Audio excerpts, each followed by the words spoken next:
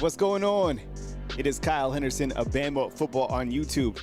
I appreciate you guys. Thank you very much for being here on today's show. It is Thursday. It is July 17th. We have a lot to discuss today, so thank you very much for being here. And all disrespect will be dealt with accordingly. All right, that came from the mouths of two of Alabama's senior Latin returning players on the defensive side, in Deontay Lawson and Tim Keenan. I love those guys setting the tone. And today's show, I'm going to give you my takeaways from yesterday from the players, as well as Coach Kalen DeBoer. And then I'm going to pipe in a press conference that you might not have seen from Coach Kalen DeBoer. That's when he was at the electronic media room. So he did probably, 20 interviews yesterday. So we'll break it down. We'll go segment by segment. But that'll be on the show today. So I appreciate you guys being here. When there's football, we talk about football. And as I mentioned, once we get to SEC Media Days, we kind of get into that.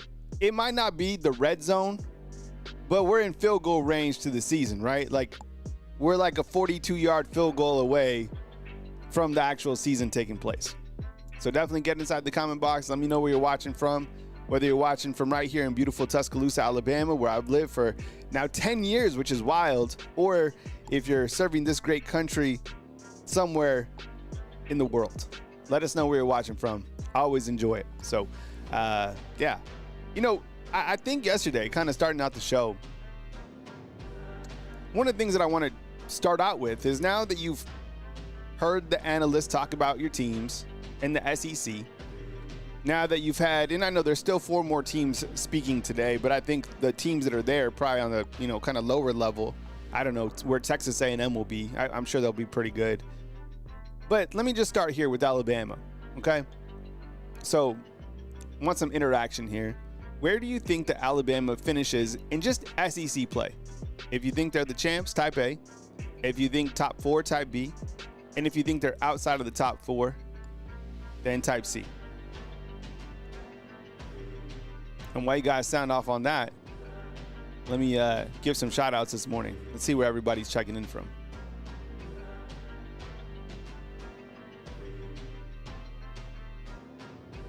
What's up, Young C? Appreciate you being here. Alyssa always checking in. Josh, good morning to you. Good to see you, bro. Kimberly, what's up? Thank you for your continued support. Daniel Adams, good morning to you. Max Tooney checking in. Hey, Derek, what's up, dog? Good to see you, man. Thank you so much for the support. Every single show comes from my heart, all right? So I want you guys to always know that about me. Nicole, good morning to you. I appreciate you. Twan coming to us from Naples. Man, that's what's up, man. Twan has been here for a long time. I don't know Twan. Twan don't know me, but I know that Twan has consistency in his performance. Brady G, what's up, dog? Good to see you, man. Welcome to the show. I hope you're off to a fantastic Thursday. Shadow, what's up, man? And everybody's saying A. Everybody's rolling with the A for Alabama to win and be the SEC champs. Man, we could certainly use that, because I think, from the time that I've been here at Alabama covering the team, it's kind of the standard was to get to the SEC and to be the SEC champs, right? Man, that would be hella amazing for Alabama to win the SEC. Dominic is coming to us from Cincinnati, Ohio. JMBR, what's up, man? Coming to us from Fairhope. I might make a little appearance to LA this weekend. Keep you guys posted. Let me know about places to eat at in Mobile. I haven't been to Mobile in, it's 3 years. But there's a big storm coming through, so we'll see what happens. King Grizz, what's up, dog? Good to see you, man. I appreciate you coming here. Dan Carraway, what's up, bro? Thank you very much for your support, man. As always, man, it's been good to link up with you and get to know you. Rex, I appreciate you. Rex always has some really good opinions, man. Good, bad.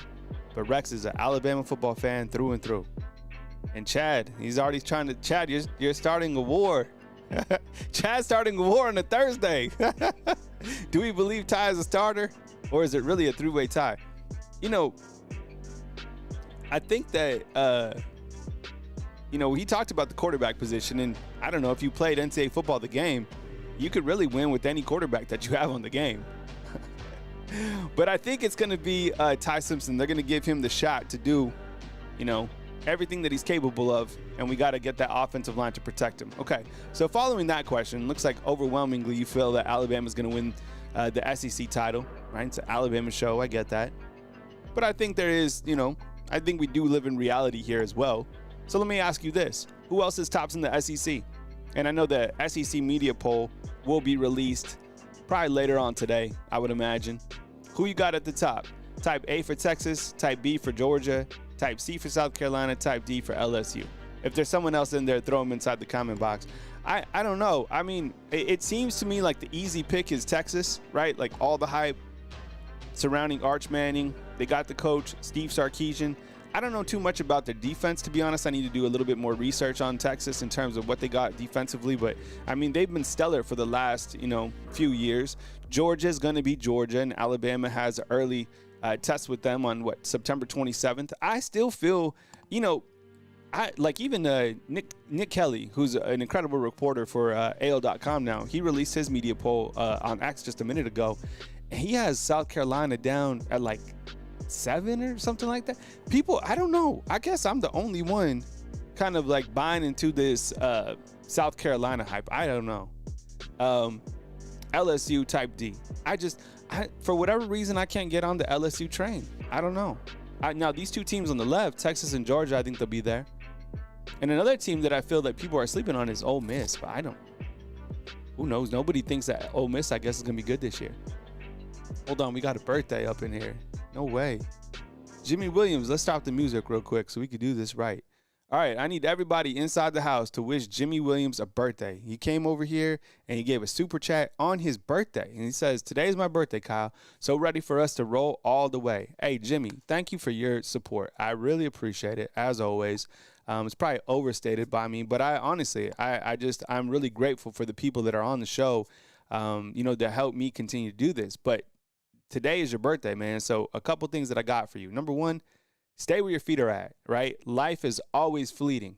But if you can stay in the present, if you can appreciate where you are at this current point of your life, if you can look for the small wins in your life, a sunset, a smile, call your mom, call your dad, be grateful for the things that you have, then you're going to have a fruitful life. You'll have a fruitful day, right? We never know what's coming tomorrow. But I think if we can stay in the present today, that our life could be more fulfilling, right? So I hope that you have an amazing birthday. I'm glad that you're here. And cheers to you, bro. It's Thursday. So, once 5 o'clock hits, or it's got to be 5 o'clock somewhere, let your hair down and have a really good time, man. But happy birthday from the bottom of my heart, Jimmy. I appreciate you being here. Thank you so much. I think, the teams I'm kind of questioning, is Ole Miss. Where's Ole Miss going to be? Where is the South Carolina going to be? Vanderbilt is a sticker in your house. You guys don't know about this, but I'm from the West, right? So do you guys know what goat heads are? Does anybody watching from the West know what goat heads are? They're these devilish stickers. And sometimes they'll you can find them in your house or something like that. You may be drug one in from outside. But it's these goat heads are dangerous. And that's why I feel like our Vanderbilt could be like a goat head. You sometimes step on it and you scream out, right? Oh, we got JTL up in the house. JTL, did you vote D, JTL? You guys don't know what goat heads are. All right. All right, so the goal today, and Jimmy beat us for it, is 10 tips, all right? So Super Chats, Venmos, Cash Apps, whatever you guys want to do to support the show. So Venmo, Bama_YouTube, Cash App, Bama YouTube, and of course just Super Chats, all right? So that's the goal today. We got one of 10. All right, someone keep track inside the comment box. I'll tell you what the Venmos or the Cash Apps come in. And we got our big ticket item. But before we get to that, presenting sponsor, of course, as always, is Sonic, West Memphis, Arkansas, Marion, Arkansas, where I-55 and I-40 hit. These guys have been great during the summertime, so I really appreciate it. Thank you so much, to our friends out in Arkansas. I know it's Razorback country, but they are supporting the Tide. And then also, welcome on board Hunter Ketchum. He's a longtime Alabama football fan. He's got a travel agency that you should definitely check out. He sent me 6 bullet points. He said, travel agency with no booking fees, special lies in cruise vacations and land-based resorts, game day travel car rentals, hotels, independently owned vendors line like Carnival, Royal Caribbean, Princess Cruise Line. Hit him up, 334-797-6498. Tell him Kyle Henderson of Bama Football on sent you. and of course Roll Tide. So and I'll put his information inside the comment box as well, because the dude is killer. Our big ticket item today is the game tickets. All right, so we got room, and you want to get in. This is for two. One of the biggest things on this, people have been asking, is this for one ticket? No, it's for 2 tickets. So 2 tickets. This is literally the view. All right, Alabama versus Louisiana Monroe. I need you guys to get hyped up about this. I mean, this is the first, and I was thinking about this. I was like, damn, this is the opener, because I almost bought the tickets for the Wisconsin game, but then I was like, you know what, the first game of the season under the lights. You know what I'm saying? So win 2, for a chance to win 2, it's $25 to get in. We have a great list of people. Dan Carraway's in, Fromm's in, Benjamin Forrester, Angel, Chadley's in, William Steed, Lisa, Robert, Mark Harris, Ethan Wilson, Chad Kennedy, and we just got Joshua Johnson in as well. So, I mean, the ticket value, and somebody asked about this, they were like, damn, it's the ticket price. I need to fix this. It's $371 for 2 tickets, and this is the view. All right, Chris is Waltman's in. Thanks, brother. Appreciate it, man. Thank you. So we got Chris is in. Joshua Johnson, I got you in as well. Hell yeah. Thank you, Southern Red. We got Southern Red. Appreciate it. So we got Jimmy today. We got Chris today. We got Joshua Johnson today. We got Southern Red. So that's 4. So we got 4, contributions today. Need 6 more. But if you want to jump in the raffle, I have the information listed in the description box. So definitely go in there. And if you have questions, you can always hit me up as well. I'll post my email inside the comment box for you guys if you guys just want more information. But I'll leave it open, and then we'll spin the pinwheel probably tomorrow. I need to build it up. Obviously with it being $371, we need to build it up. But $25 for a shot to go to Alabama's home opener. And look, the prices are only going to get higher at these games. Someone was like, damn, really? That's what it costs? Yeah, see, $371. Here's the proof of the ticket that I bought it. This is for the home opener at Bryant-Denny Stadium, and you can look. I went to SeatGeek, but the prices are crazy for these games. And this is for, again, just to be clear, is for 2 tickets. So I'll come back, talk about this at the end of the show, but I'll put the information, kind of the meat of what I just talked about, in the description, and we'll spin it tomorrow, and good luck to you, because this will be a hell of a deal. Alabama's home opener. All right.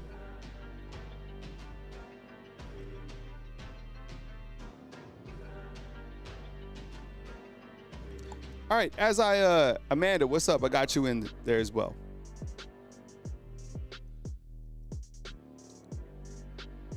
So my biggest takeaways for the actual players, and then I'm going to do Coach Kalen DeBoer next, and then I'm going to pipe in his press conference from the electronic media room that you might not have seen just yet, okay? And I thought, let me ask you this, okay? I'd like some feedback here. Thumbs up inside the comment box if you felt that all of the interviews for these players were class and to the standard of the professionalism that we're used to for the players.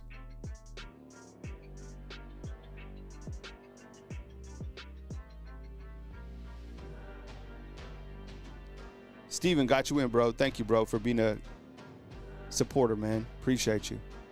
I felt that these guys absolutely, whether it was Tim Keenan, Deontay Lawson, Caden Proctor, I thought that these guys absolutely held to the standard. Look, they're not the most interesting interviews. The questions, are okay. The reporters are doing their best job, whatever. But, the guys could have, look, this would have been, if you ever want to think about how things are going under Coach Kalen DeBoer, you can look at how the players are representing themselves, okay?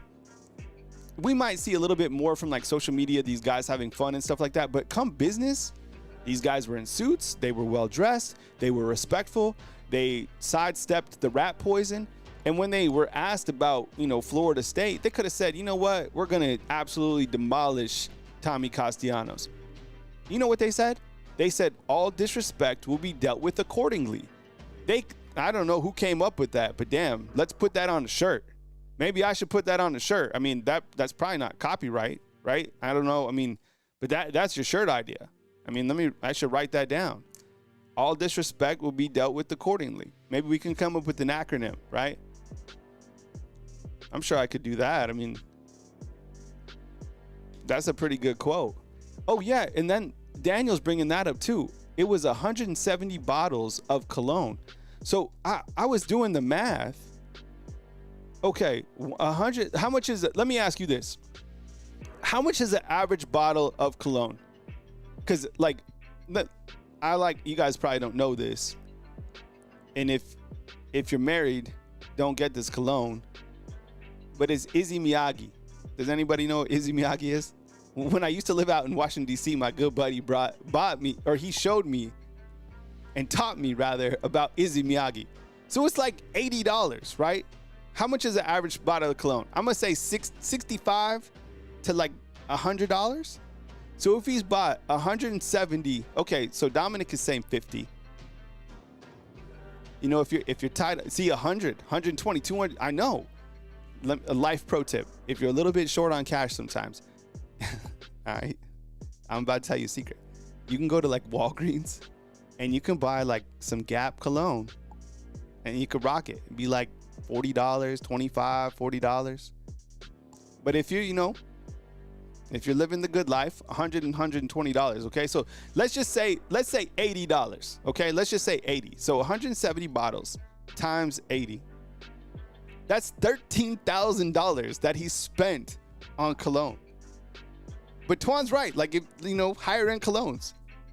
But you know what Grandpa used to wear? Oh yeah, TJ Maxx got it for sure.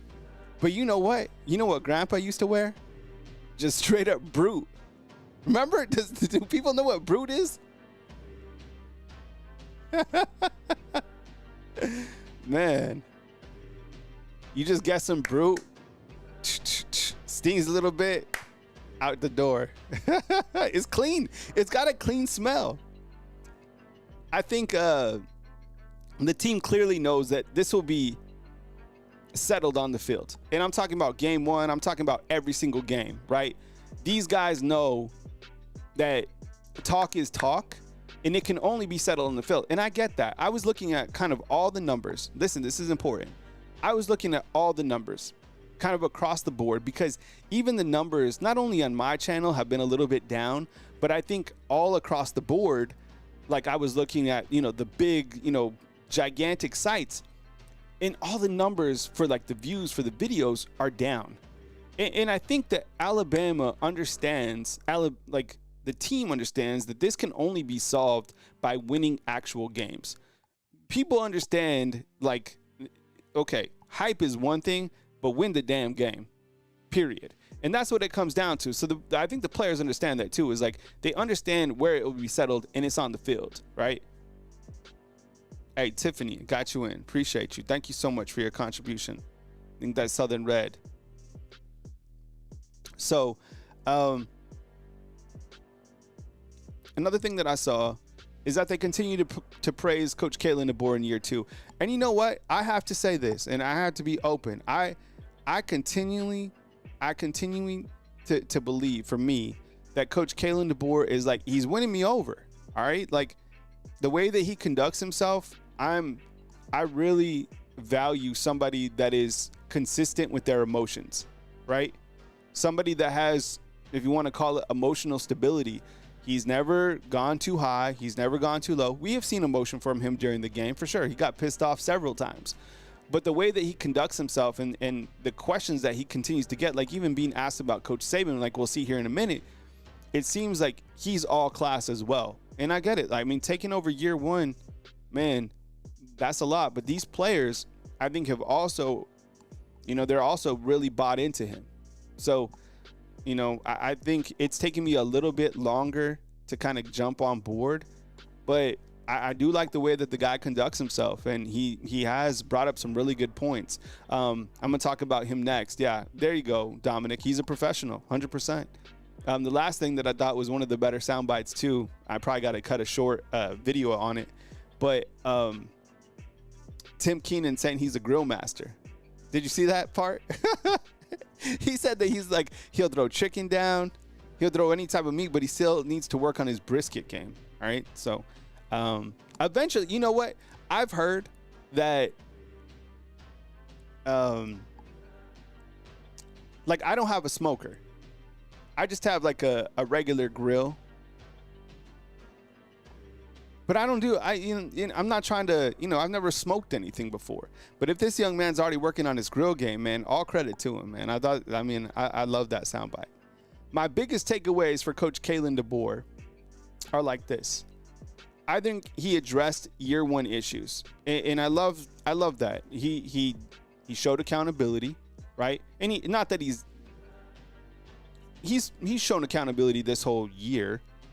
But, on a gigantic national stage like this yesterday, he said that yesterday was not the Bama standard. Like last year was not the Bama standard, right? They didn't make the playoffs. He talked about how they performed on the road and that they have to get better playing on the road. That was one of the bigger things that, that was tough to watch, was that the play on the road just wasn't it, right? But some of the things that he hit on in the beginning was he talked about work, he talked about leadership, and he talked about familiarity, right? And I told you yesterday on the show, I've spoke to somebody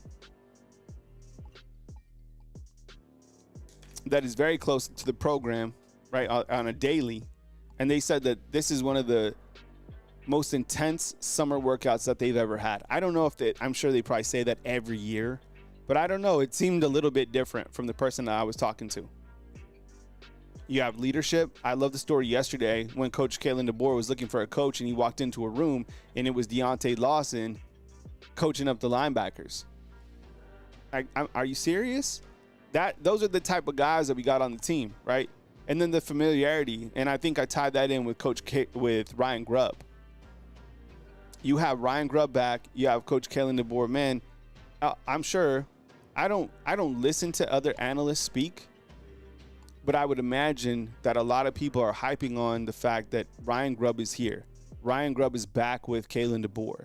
And I think that those two guys will flourish together. I don't know why. Some people just do really well together.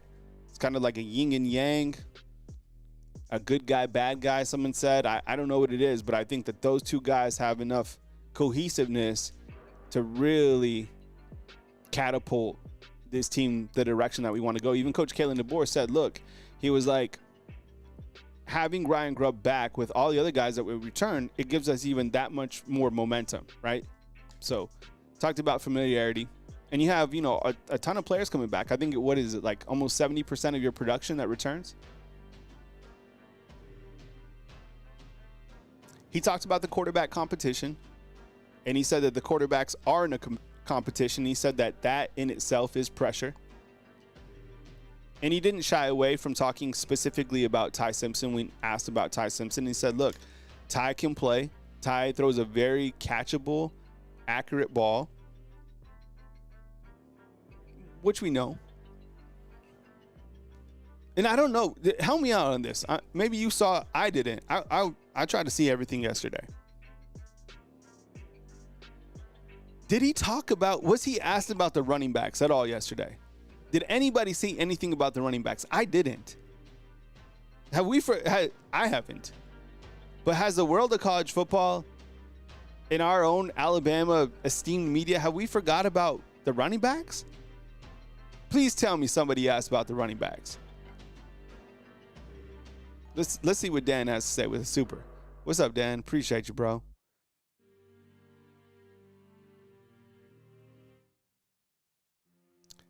Dan says this. Did you see DeBoer in the next round yesterday? Next round has a fantastic product, by the way.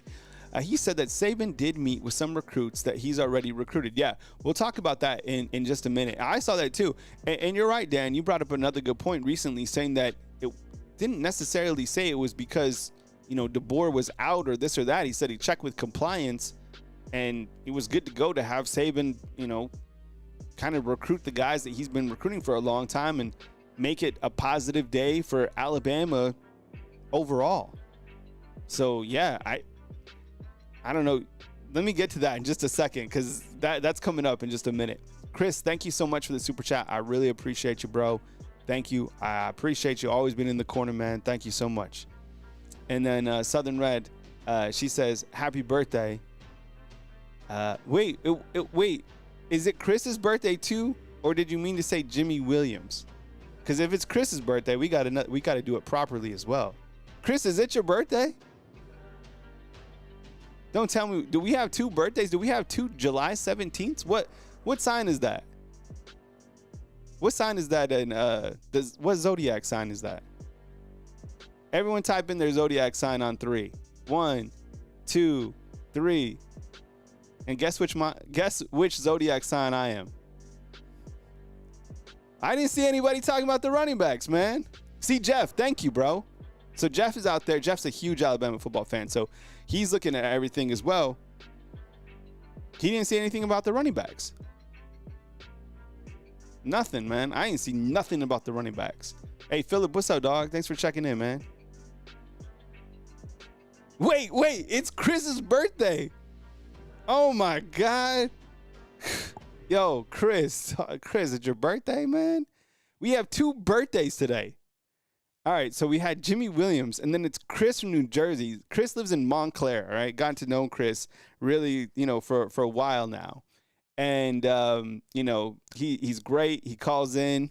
He's been passionate about Alabama for a long time. So, Chris, my thoughts and my wishes for you, bro, is I hope that you have an amazing birthday. And I hope that you have an amazing football season. I hope that you have an amazing year. And one of the things that I always remember about Chris is he called in for Thanksgiving. He makes these golden mashed potatoes. So, just cheers to you, bro. I know you have a really good thing going on in your life. My best to you. I hope that you have continued prosperity in your health, in your life. And I just, nothing but the best vibes from you, bro. From your friend, Kyle Henderson of Bama Football on YouTube. So screen record that, play it at your birthday party tonight. And, wish I could be there to celebrate with each of you guys, but we'll do it right here on the show. Bama Football on YouTube. Happy birthday, fam. Is there anybody else's birthday? Damn, man. This is crazy. July 17th is the day, huh? I want to see some zodiac signs real quick. All right, Chris from New Jersey is a Cancer, of course. Max is a crab. Cancer, Jarvis? What? That's why we vibe, Jarvis. That's why we're like boys. I'm serious, dude. Brady's a Leo? That's what's up, man. That's a strong one. Virgo, Southern Red's a Virgo. Lance is an Aries. Taurus, all right. Twan's a Cancer, all right. Libra, Cancer. Ooh, good guess. Gemini. Kimberly's a Gemini.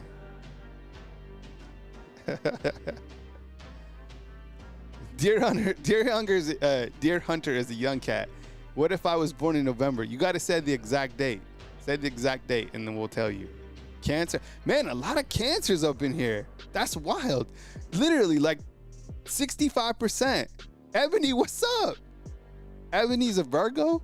League? Yeah, okay. So my birthday, fam. I need help on this one, okay? Because this has been something that has been with me my whole life. Surprise, surprise. I've had the same birthday for 41 years. So my birthday is November 22nd. Hey, Deer Hunter, we almost had the same birthday, man.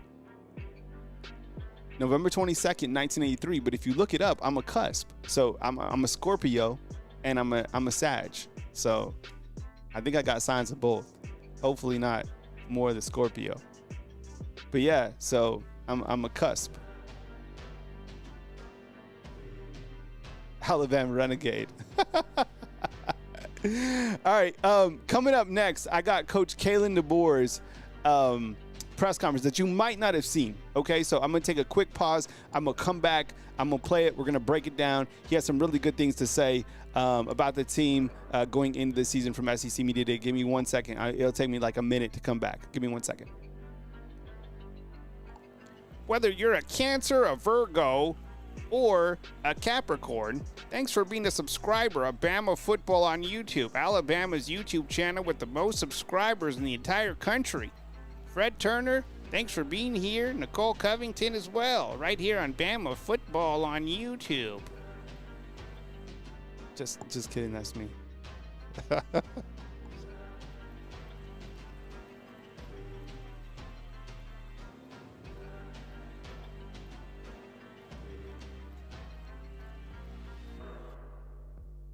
Those commercials are so stupid. Who does those, right? Is there any other content creator that does stupid commercials like me? I think it's because I'm a dad, so like it's kind of like dad jokey. I don't know, dude. I'm seeing somebody about it. All right, here's Coach Kalen DeBoer yesterday at the podium. I'll play it. I'll break it down. We'll start it yesterday. I don't know if you guys saw this. If you didn't, sit back, relax. Let's break it down. This is Alabama football coach Kalen DeBoer. This is the electronic media room yesterday. Here we go. Roy's report that Nick could be considering coming back to football and coaching. Just what would that mean? Well, I mean, he's one of the greatest to ever do it, and so he's earned the right to do what he wants. I think the best part about what Coach Saban's doing right now is that he's still involved in the game. He's growing the game. He brings passion to it. I enjoy when I get moments of, on a Saturday morning, maybe we got a night game, flipping on the TV and seeing not just him, but the whole group game day and all the different ways that they break things down. Having a chance to see him once in a while, you can just feel that, he still has that love for the game. And I think that, my sense is that in that he's enjoyed doing it in the capacity he's doing it right now. And, but, I think everyone who is close to him and, I know from the fan base standpoint, can't help but want to, him to be happy doing whatever he wants to do. All right, so now that you've heard that, I think I asked you on Monday, do you think Coach Saban will come back to coach? And overall, everybody said no, right? I think I even said no, right? But now that you've heard kind of everybody talk about this, I bet you, what's the funniest thing is Coach Saban probably has no idea that this is even happening. He's probably, Jupiter Beach kicking it. But now, do you think that he comes back in some capacity to college football? I'm not saying to coach, maybe, to help recruiting. Maybe he comes back to Alabama. So my question is this. Do you think in any capacity that Coach Saban comes back? Let's revote. Yes or no inside the comment box. I don't know. Everybody kind of got in my mind. I was like a hard no, but now after listening to and like Dan Caraway pointed out, he was like, he did kind of help, recruit some of these 5-stars. Okay, so everybody's still saying no. All right, thanks. I'm gonna go with the undefeated here and still say no, but it is in my mind a little bit. I'm like, I don't know. But you know what's going to happen? And I hope this doesn't happen. I pray. I don't want to put this out there, but I think it might, okay? I guarantee you, if Alabama starts balling out of control, like on the defensive side or offense or something like that, people are going to be like, well, Coach Saban's still getting paid, and that he's been helping out and he's coaching the team. And I think that is unfair to Coach Kalen DeBoer. Like, even this question, I get it. You had to ask it because it's like the main topic. But, like, this is Coach Kalen DeBoer's team, right? Like, you could ask Ebony Carter here, who has a son on the team, is like, is Coach Saban coaching the team? No, right? It's like, does he have some, is Alabama still paying him? Yes. But during the season, let's make sure that we value like the actual coaches who are coaching and not fall into, oh, yeah, Saban's been helping, so that's why they're better. And I hope that we don't go into that space because I've seen it before. Like when Pete Golding was out there, the defense would be getting lit up. And then a good play would happen and be like, oh, Saban called that play. You see what I'm saying? So, I don't know. Hope we don't get in that space. We continue with Coach Kalen DeBoer yesterday at SEC Media Days. On the front row, then pass it over your shoulder, please. Morning, Coach. Tony Reese, WTVM out of Columbus, Georgia. If I could get you a moment to just talk about some East Alabama guys, Mal Waldrop, a newcomer, as well as older guys, Yanze Pierre and Red Morgan. Yanze, is that what you said? Yeah. Mal Waldrop has done a really good job this winter, spring. really getting stronger. He loves the weight room, and so a lot of room for growth there. He's taking advantage of that. He's just a worker. I love that about him. We knew he loved the Crips Tide. He's got that in his family history. But I think he's really improved on his football and physicality in the spring and his footwork. So love the direction he's going. Yanze is a threat on the edge. He's long. He's got a great demeanor about him. He's explosive off the ball. He's just fun, pleasure to coach. He's really, I think, taken a lot of steps from a year ago where I was getting to know him more, really counting on him and a lot of confidence in him. And, Red last year, Red Morgan, was thrown into action pretty much right out of the get-go. And, he's a corner, played nickel for us last year, very versatile that way, which is a great thing. It's a great tribute to him and his skill set. And so, again, love his mindset, and I think that's what you appreciate about all three of those guys. They love to work. They know they want to continue to get better. They know it's going to take action, and I just appreciate all three of those and what they bring to the table on our football team. All right, that's Coach Kalen DeBoer talking about Mal Waldrop. It was a freshman, Yanzi Pierre, and also Red Morgan. Don't know too much about Mal Waldrop other than what Coach Kalen DeBoer said, so that's a really good update because I hadn't really heard anything about him even in the springtime. Now, with Yanzi Pierre, I was listening to an interview yesterday also with Deontay Lawson, and he was quick to point out that, check this out, Yanzi Pierre, who plays that wolf position right behind Quay, out there with Noah Carter, Justin Hill, those type of dogs in that room, which is just ferocious. He's 250 pounds. So he's like 6'4", 250 with a ton of athleticism. I'm waiting on Yanzi. Please don't forget about him out there. I know the hype, and rightfully so, should be on Quay because he's an absolute baller. But Yanzi Pierre, like the two deep on Alabama's defense is absolutely ferocious. And then he mentions Red Morgan. Look, all of the young corners that came in as freshmen last year, whether it be Zay Mincy, Red Morgan, Xavier Brown, there's a couple others that we could talk about. All of them got, baptized by fire. That means they all got picked on. They all got beat a couple different times, but they were able to play. So Red Morgan, I don't know, where he's going to fit in because you got Cam Calhoun, you got Deshaun Jones. Those guys are going to be battling it out for that Husky position, that nickel position, as Coach Kalen DeBoer said, but really good soundbite. I saw this. So we got Sir Pope on here. All right. So Sir Pope commented, but sir, did you guys see this name? Let me real quick. I just saw this guy got committed. Sir Paul Cheeks. Did you see this name? To West Virginia.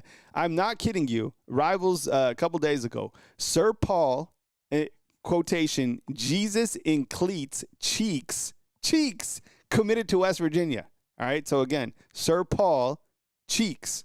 Man, these names, man, that was crazy. All right, back to Coach Kalen DeBoer. Left side, back row. Coach Dan Peck, ESPN 106.7 in Auburn. You decided to go with internal options to replace Jalen Milroe. Just the decision behind not pursuing a quarterback in the portal and instead evaluating guys that you have in the program already. Mm-hmm. Yeah, I just felt like anyone who was reaching out to us or that was there, you could really not make an argument that they were better than what we had.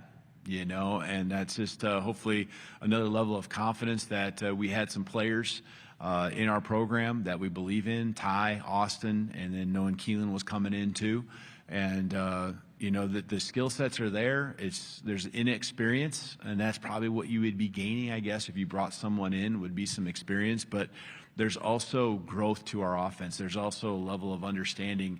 And, it's just a matter of honing in on the tools and the skill sets our guys have.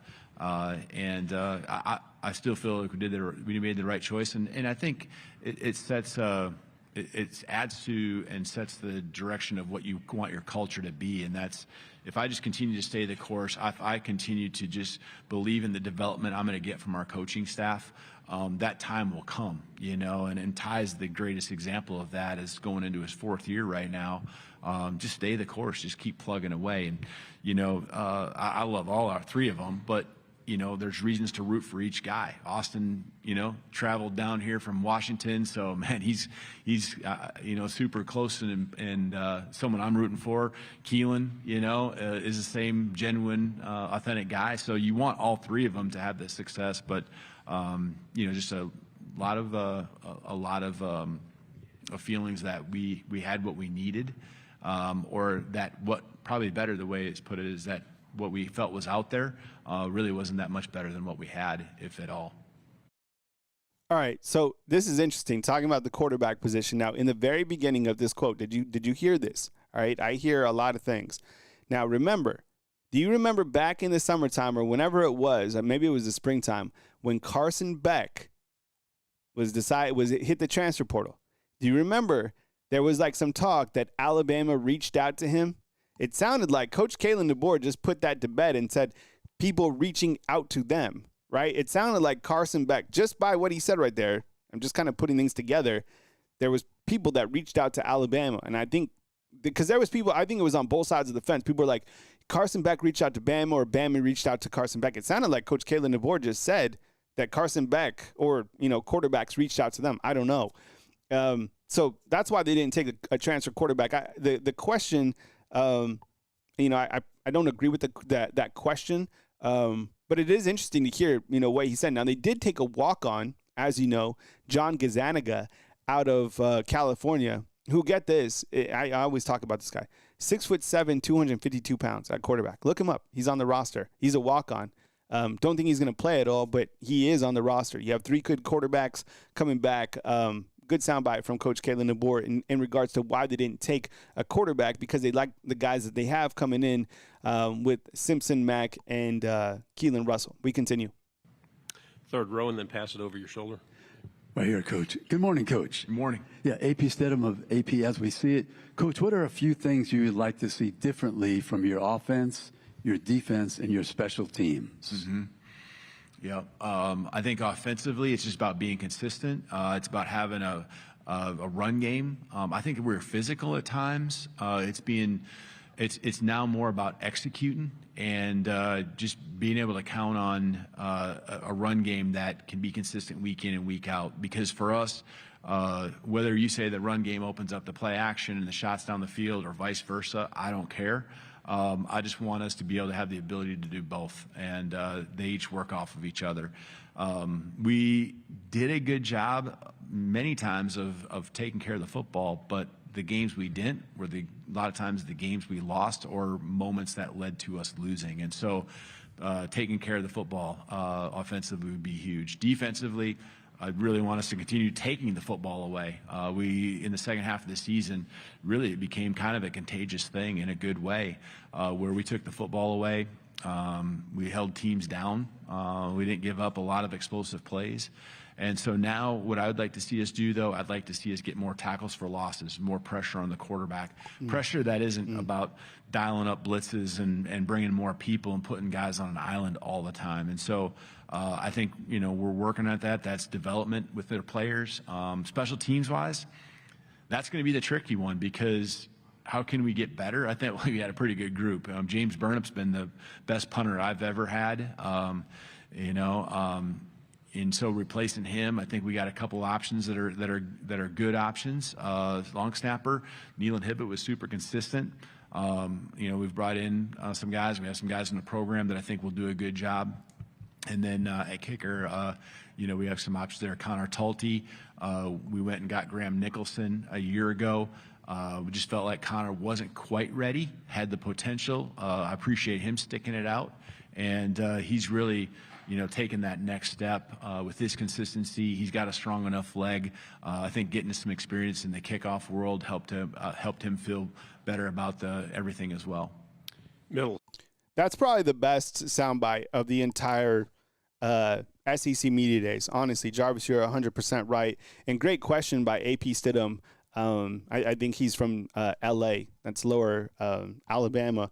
But he talks about the three facets that they want to see improvement for Alabama, right? The key principles: offense, defense, special teams. And that was the first time that I heard Coach or anybody talk about the running game. And thank goodness it's Coach Kalen DeBoer, right? He said what they want is to be more consistent, but to also have a running game that is impactful, that he says to be able to run week in and week out. And nobody asked about the running backs during the whole SEC media day, at least the Alabama running backs: Jan Miller, Richard Young, Daniel Hill, Kevin Riley, A.K. Deere.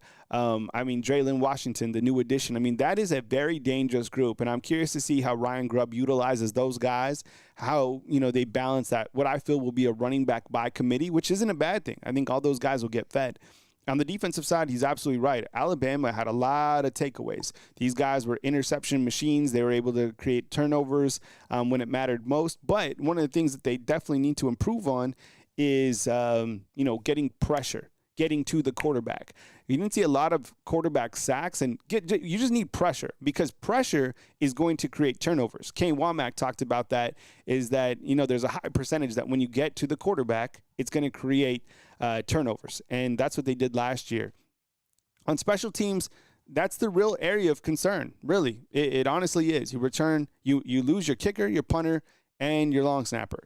You're not going to, I don't know if you're going to just get better there, but if you can maintain the standard or whatever that is at special teams, you're better for it. But I am nervous about the special teams. And he said they have good options there. Good options is not the same guys. I don't know. That's just, that's an area that I'm concerned about until we actually see these guys playing in the game. Second row, please. Gavin Baxley, ESPN, the ticket out of Montgomery. Coach, obviously there's a lot of star power and talent with this team. I think of one person who's not here with Ryan Williams. When you can only bring 3 people to an event like this, what goes into that decision-making process on who to bring? Yeah, I think, you're looking for your productive players. There's different elements and reasons for it all. Looking for, like, a lot of our guys have some of the most experience in our program, fifth year senior. Proctor's been here 3 years. So I think, Caden probably, being the least amount, kind of justifying it. Just he's got a great story, got a great journey. I think he represents, what our offensive line is trying to do and trying to build on. He's seen Booker last year, take that position as a leadership role, and Caden, along with Parker Brailsford, has done an amazing job. Jaden Roberts, I wanted to bring an offensive lineman that could kind of represent that group, because I think that's one of the most important groups in our team, and we want to continue to see that growth. And Caden, I think, has a great story, has a great way of telling the story, and represents us well. In the back on the right. Yeah, not much more to say there other than, speaking on the guys that he decided to bring. A lot of people were asking, including me, is like, why didn't you bring Ty Simpson? But I think, he said right there, you got a player that's played 3 consecutive seasons, or, getting ready to be 3 consecutive seasons with Caden Proctor, being an All-American offensive tackle. And then you want to bring 2 guys from the defense, in my opinion, every single year. I think defensive guys kind of set the tone. Defensive guys don't have rat poison, right? Those guys they're kind of just like, look, it's going to be handled on the field, because they do the talking with the pads. You bring too many offensive players, like offensive guys like to talk, in my opinion, specifically like wide receivers. So you don't bring those guys. Your running back, you have too many. You don't bring your running backs. You bring somebody who is 6'6", 6'7", 366. You bring the mountain, right? And then you bring the dogs from the defensive side, period. I thought it was a very strategic move. We continue. Coach Harrison Marino, UJSports.com. Obviously, I know this is going to be your second time playing. This is going to be the first time against Georgia in 10 years. What is your view on that matchup, and I guess what is your thoughts on competing against Coach Smart again the second time? All right, so you can't hear that question. It was kind of coming in and out. The reporter is asking, playing against Georgia the second time, specifically going to Athens, Georgia for the matchup on September 27th. Yeah, playing Georgia. What was the part about 10 years? Oh, okay. I didn't First time Alabama's played Athens in 10 years. know that, actually, so that's good. Last year's game, first game of the SEC schedule, going to be the same this year. Just craziness back and forth.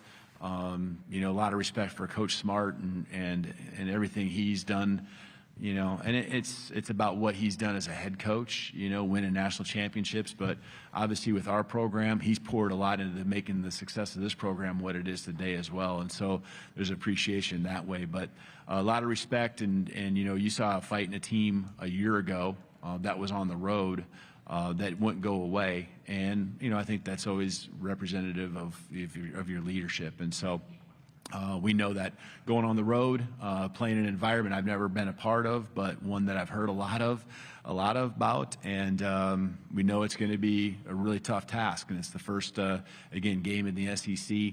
I want to make sure we take care of business leading up to that game, where that game, it's going to matter either way, but where it's got the hype around it, and it's backed up by results beforehand with our first 3 games that we have before that week.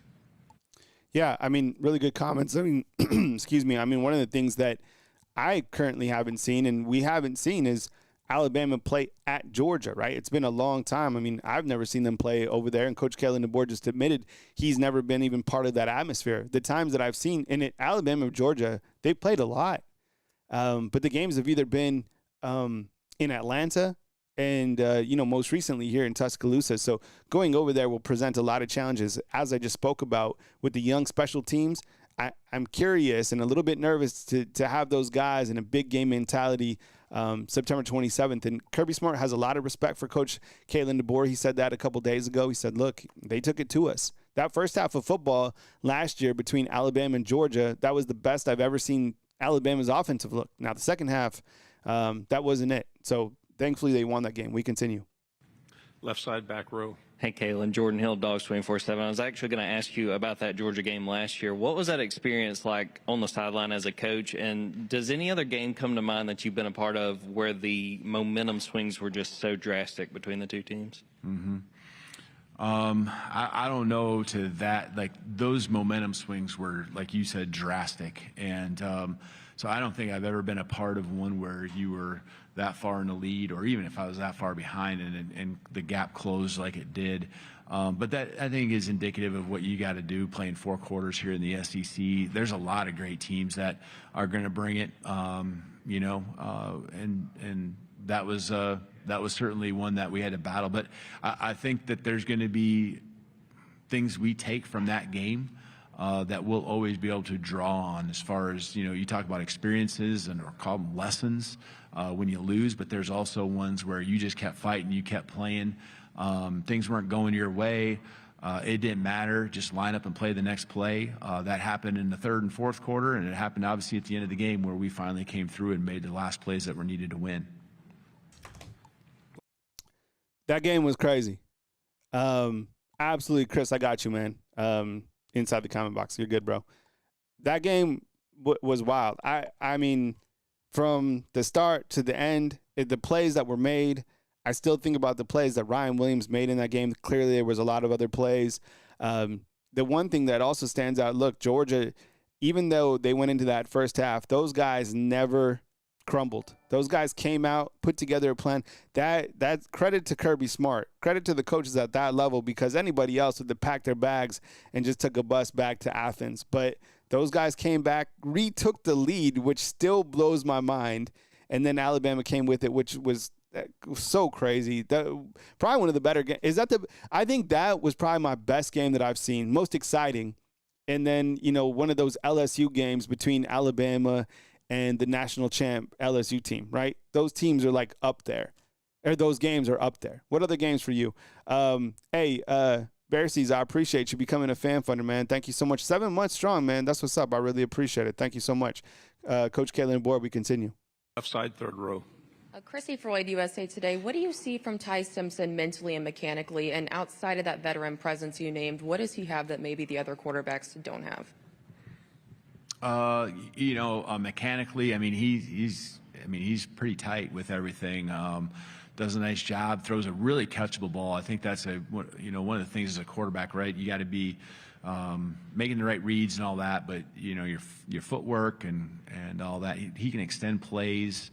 I think all 3 of our quarterbacks can do that, but Ty is an accurate passer. He throws a catchable ball, And I think that's so key, whether it's down the field, whether it's crossing routes, quick outs, comebacks. I mean, he throws a catchable ball, one that's easy to receive as a receiver. And you can throw it hard, you can throw it soft, and it doesn't mean it's always easy to catch. And so he does that.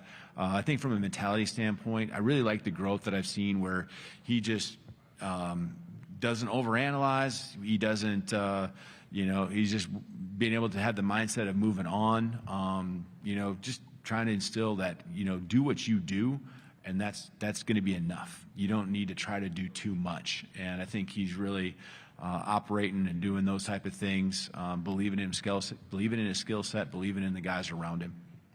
See, and that's one of the things that I've been saying, since January or kind of coming in this season is Ty Simpson doesn't have to save the day, right? And that doesn't mean just go out there and manage the game. It means that he's capable enough to get the ball to players that can win the day, right? Like Ryan Williams, Isaiah Horton, Jan Miller, Richard Young. Like, you don't have to do everything. And that was the problem that we had last year, was we had somebody that was so athletic and so talented enough that he could save the day. Like, he could do anything, but you can't do everything, right? When it's a team game, you have to rely on the weapons that you have. JTL, what's up, man? You didn't find a problem with your quarterback being there, probably, blah, blah, blah. I don't know. Chats are running fast, but I kind of looked to like last year against LSU, JTL. Jalen Milroe just beat LSU. Did whatever he wanted. He got some, really good defense, and then he just did it. I think with Ty Simpson coming into this season, I think he's going to be paired up with Ryan Grubb. I think they'll be schematically inept enough to be so dangerous on offense, getting the ball to different weapons rather than just having a quarterback that can just bomb it deep or run. I think you're going to be way more dangerous because he's going to be able to utilize the offense more efficiently. Does that make sense? We continue. Second row, right side. Good morning, Coach. Michael Giddens, War Report, Auburn. Second year in the SEC. Can you talk about what your biggest learnings were from year one as a coach in this conference? And with Coach Saban staying close to the program, what's the biggest piece of advice he's given you that you feel like maybe has helped propel you forward? Well, I feel like the things from Coach Saban are always the things that I took from afar over many years, and it's just like focused on the process, right? I mean, it's all over our building still to this day. It's easy to believe in it because, I saw it from afar. I've had my own success from afar, just focusing on the daily work and, not getting caught up in the results. I think those are some of the things that are instilled in our program, some of the things he would say to this day that he would tell me if I asked him that question. It's just, I think from the SEC standpoint, it's just knowing that every weekend you gotta bring your A game, you gotta be your best. Anyone can beat each other on any given Saturday, and so there's breaks that you can go your way or not go your way. You got to overcome. There's injuries that are going to happen. You got to overcome, and no one's going to really care at the end, right? What the justification was or why this happened. What really matters is that you found a way to win on Saturday. Coach, thank you very much for your time. We wish you had time for everybody out. All right, yeah, I thought this was a really good interview, and kind of hitting on what he said right there, a good way to end the interview is what did he learn from last year's? Yeah, plain and simple, find a way to win. People don't care as long as you win. And I think that's probably, I would be curious, and I don't know if he'd ever be open about this, but like even some of the game, like last year against Michigan, right? I would have liked to see a different quarterback Ty to go in against Michigan to just see if you could create some different momentum to be able to win a game like that. I don't know if he still thinks about that or he just wanted to kind of ride Milroe to the end, but those are the things that you got to be able to adjust in year two. I mean, if Ty isn't doing the job against Florida State, you got two other quarterbacks that you have to give an opportunity to because plain and simple, you need to win, right? You need to absolutely win. So, I hope you guys enjoyed the show today. Thank you so much. We had a lot of great feedback. I thought it'd be fun to kind of come in here and, go back and forth with Coach Kalen DeBoer. So I hope you guys really enjoyed that and got some out of it. Sometimes when you watch the interview without breaking it down, it doesn't kind of stick, but I think in this particular fashion, we can pick up more from it. So let me know if you like that format, and we'll continue to do that throughout the course of the season, which we're now a field goal away from the actual season. Alabama will begin its practice at the end of the month. So you'll get, interviews and all that stuff coming as we enter, I guess you could call fall camp. So please drop a thumbs up inside the comment box. I appreciate you guys being here. I hope you guys like the show today. And remember, the raffle continues, and looks like we'll spin it tomorrow for the game tickets. So I will put this information directly inside the comment box. It's 2 tickets. All right. That's our raffle today. $25 to get in. Alabama versus Louisiana Monroe, the home opener for Alabama, Section C, Row 2. An absolutely insane view for Alabama's first game of the entire season against Louisiana Monroe. Probably an opportunity to see all 3 quarterbacks right from the sideline. In fact, I think that's exactly where the quarterbacks warm up. So I appreciate you guys. Thank you very much for being here. Thanks for believing in the product. Jimmy and Chris, happy birthday. I hope you guys have an amazing day. And to all you other Cancers and Geminis, we had Cancers galore up on the show. To all, a good day, and to all, a good night. Coming to you from Tuscaloosa, Alabama, on Thursday, July 17th, Kyle Henderson of Bama Football on YouTube. News as it happens regarding the Alabama Crimson Tide. Always so blessed to be here talking Alabama football with you today on Thursday, July 17th. Roll Tide, and see you next time, fam.